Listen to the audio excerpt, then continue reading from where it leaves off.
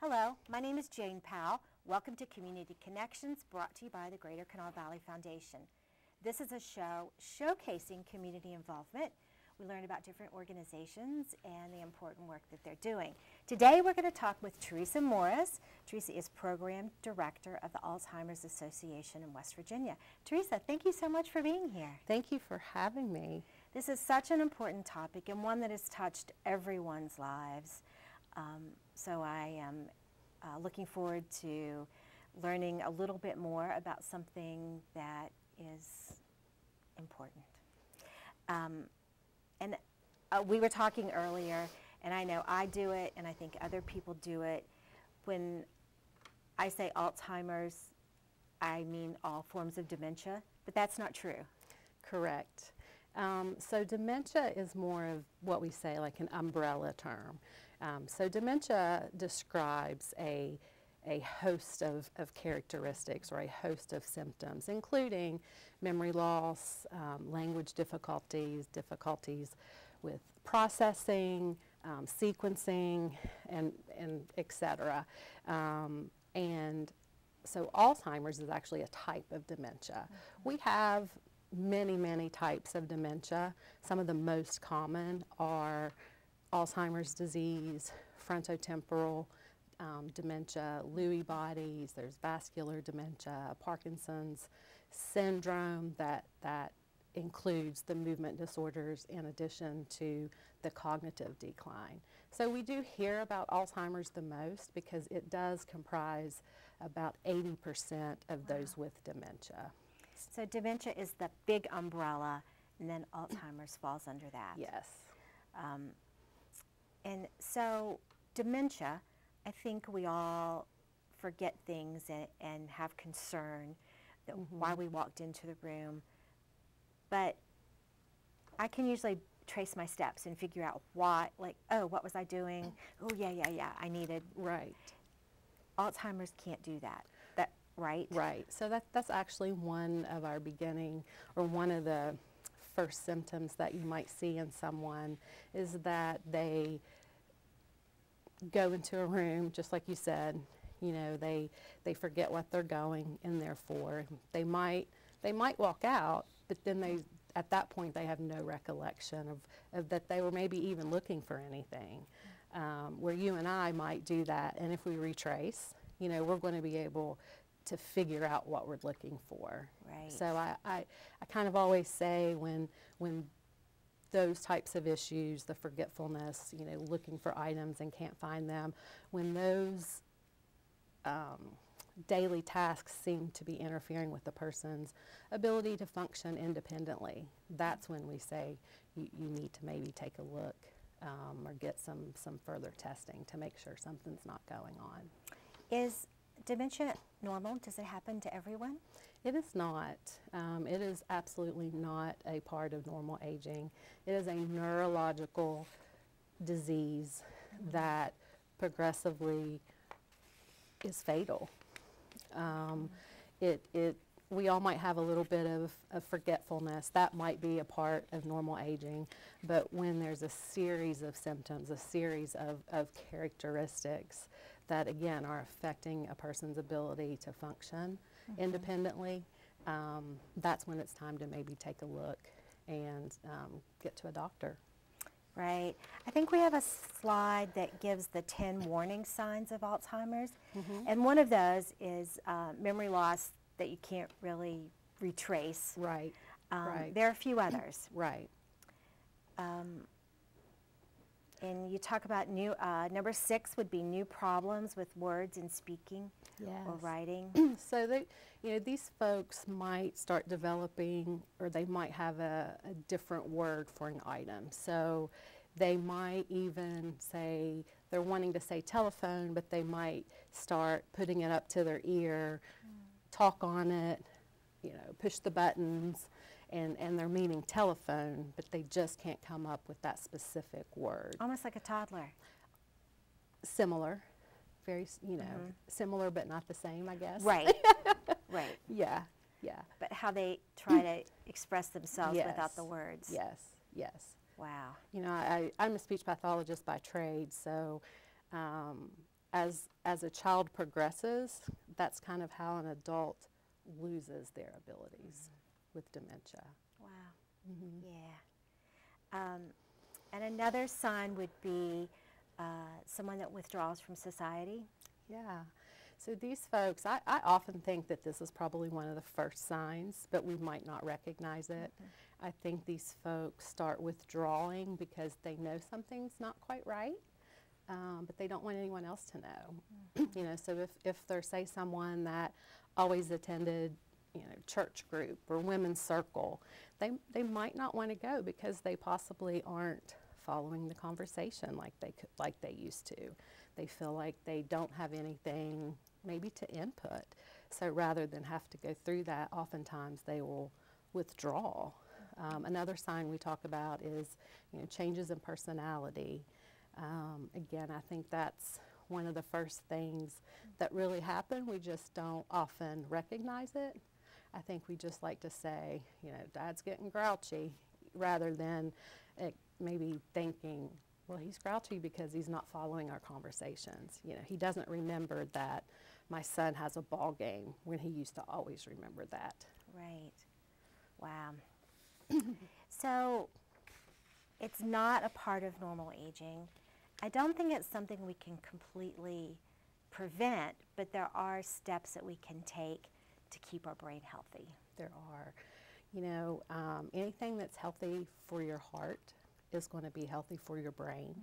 So eating a diet really closer to a Mediterranean type diet, fresh fruits and vegetables, fish, limited red meat, also, you know, exercising, cardiovascular exercise in particular, but even things like reading, maybe learning a new skill.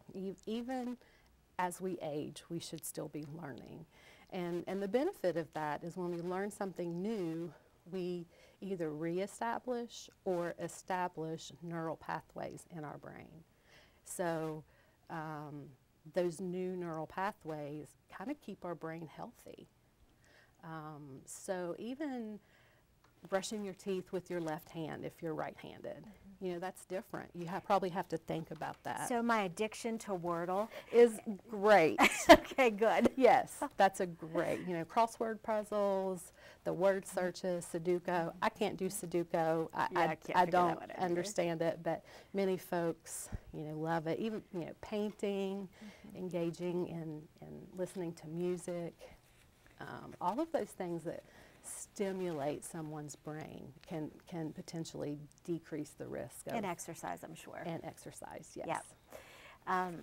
So if I have a loved one or a neighbor or a coworker that I'm concerned about, that I'm starting to notice these symptoms and maybe some others, what do I do?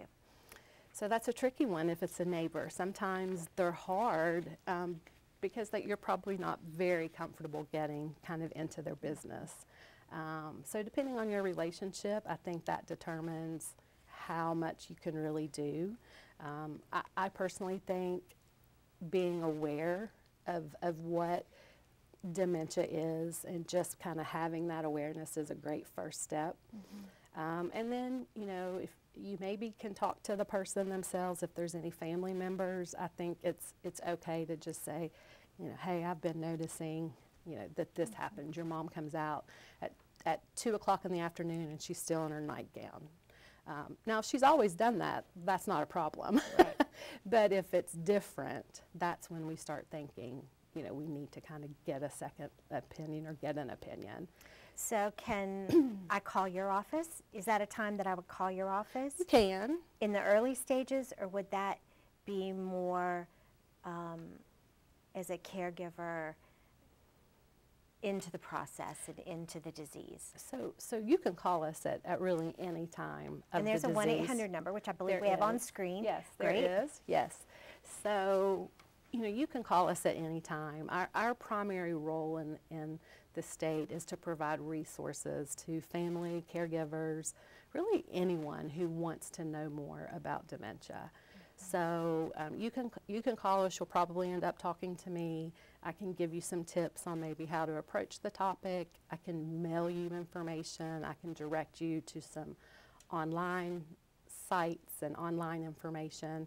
And then I think it's kind of dependent upon the relationship that you have with the person as to what happens next. You know, you always want to start with your family doctor, because there are some other things that can mimic dementia in the beginning, maybe a urinary tract infection, some vitamin deficiencies, dehydration that might mimic. So you want to make sure that, that those things are normal. The dehydration, you mentioned that. I have seen that with folks that can really throw a loop into their activities. Yes, yes. You know, sometimes even after surgeries, you know, if someone has had anesthesia, you know, it might take them a little while to kind of clear up from that. So you go to your family doctor. They should be doing a screen for anyone who's on Medicare. It is actually part of the wellness visit annually. They can do a screen, and then if maybe that physician isn't comfortable managing dementia, you really need to try to find a specialist that deals with dementia every day. As a caregiver, we know hours are long, days and nights, and it doesn't stop. Are there support groups for that? There are. We have support groups across the state. Locally, we have 3 getting ready to start our 4th one. They meet once a month. They're usually around an hour. And basically, it's just a safe space for folks to go. And I know sometimes it's easy to feel like that you're alone, you know, when you're caring for someone with such a disease. But I think they're great to hear, or to sit and then you hear, oh, I'm not the only person that's gone through this. Or, and sometimes, you know, we have resources. I can't say that I've used all of our resources personally, but if you're in a group of folks going through what you're going through, they might have a better idea. You know, they might say, try this, try that. You know, I did this with my mom. Right. You get things that have worked for other people. Yes. And sharing is always good. Yes, exactly. And plus just getting out of the house a little bit works too. Yes, yes, definitely. Yes. Do you need volunteers? How can someone help your organization? We have several ways that we use volunteers in our chapter. One is always volunteers for our walks, our Walk to End Alzheimer's that we have throughout the state.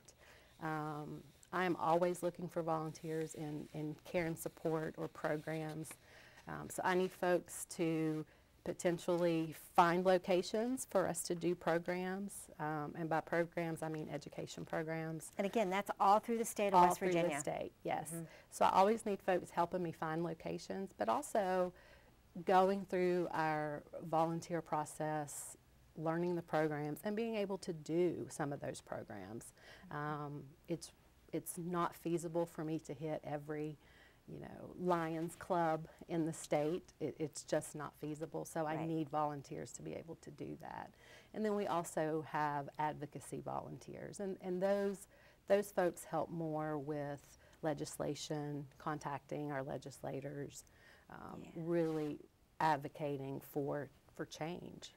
Great. So if people want to reach out, whether they need support or they want to offer their volunteer time or just need information, that 1-800 number is 1-800-272-3900 or alz.org/West Virginia. Yes, ma'am. Teresa, thank you so much for being here. Important topic, and I'm glad we could share some information. Thank you so much for having me. Thank you guys for joining us. This has been Community Connections, brought to you by the Greater Kanawha Valley Foundation. We'll see you next time.